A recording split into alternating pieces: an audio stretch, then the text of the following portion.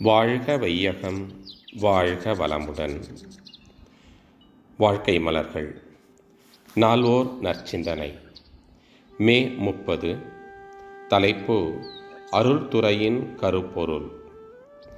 அறத்தை காக்கவல்ல சிந்தனையாளர்கள், ஆட்சி பொறுப்பு உடையோர், செல்வந்தர்கள், தொழில் நிபுணர்கள், மக்கள் தலைவர்கள் யாவரும் இறை உணர்வில் முழுமை பெற வேண்டும்.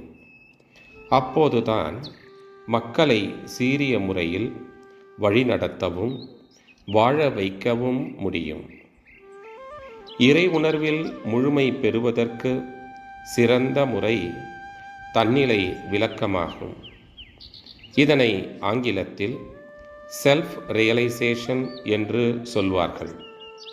இதுவே அருள்துறையின் கருப்பொருள். இறை வழிபாட்டின் உச்சம், உயிர் வழிபாட்டின் உறைவிடம், அமைதியை காக்கும் அரண். தன்னிலை விளக்கத்தால் அறிவும் உயிரும் உணரப்பெறும். முடிவில் தெய்வ நிலையும் அகக்காட்சியாகும். தன்னை உணர்ந்தால் உயிர்கள், உலகம், தெய்வம் யாவும் அகக்காட்சியில் இணைந்து காணும் முறையான அகநோக்கு பயிற்சி மூலம் ஒரு மனிதன் எளிதில் இந்நிலை பெறலாம். இத்துறையில் தேர்ந்த வழிகாட்டிகள் இந்நாட்டில் பலர் உள்ளனர். உடலாக, அறிவாக, உயிராக உள்ள தன்னிலே தலைவனாக உள்ள மெய்ப்பொருளை உணர்வதே தன்னிலை விளக்கம். இந்த தெளிவிலே ஒவ்வொரு உயிரினிடத்தும் தெய்வத்தின் இருப்பு நிலை, ஆட்சி நிலை விளங்கும் அல்லவா? கேள்விக்குறி. இவ்வுயர்ந்த நோக்கிலே எல்லா உயிர்களும் ஒரே மூலத்தை அடிப்படையாக கொண்டே தோன்றி இயங்கி வாழ்கின்றன என்ற பேருண்மை அகக்காட்சியாகின்றது.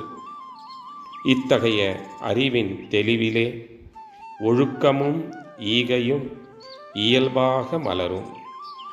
கடமையும் பொறுப்பும் சிறப்பாக அமையும். தனிமனிதன் வாழ்விலே அமைதி உண்டாகும். இந்த அமைதி அன்பாகவும் கருணையாகவும் விரிந்து சமுதாயத்தில் அமைதியை பரப்பும். மேலும் அது உலக விரிவாக செயல்படும்போது உலக நாடுகளினிடையேயும் அமைதியை நிலைநாட்டும். எனவே தன்னிலை விளக்கமும் அவ்விளக்கத்தின் வழியே வாழும் அருள் நெறியும் உலக அமைதிக்கு சிறந்த வழிகள். அருட்தந்தை வாழ்க வளமுடன் தொடரும்.